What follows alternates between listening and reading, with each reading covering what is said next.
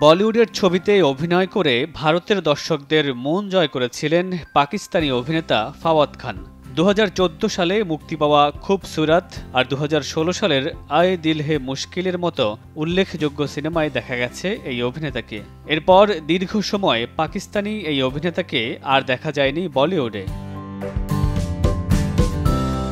2016 সালে উরি হামলার কারণে বলিউড থেকে দূরে সরে যেতে হয় ফাওয়াদকে। 8 বছরের বিরতি কাটিয়ে আবারও বলিউডের ছবিতে ফিরছেন এই অভিনেতা।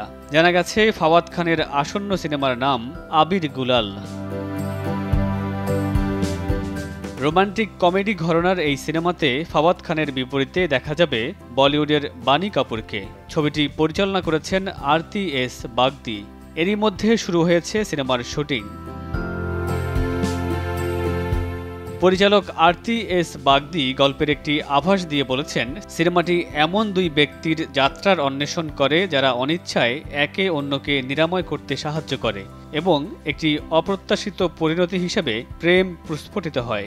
প্রযোজকরা প্রত্যাশা করছেন দীর্ঘ বিরতির পর আবারও ফাওয়াদকে আন্তরিকভাবে গ্রহণ করবে দর্শকরা। মামুনুর রশিদ পনেল, সময় সংবাদ।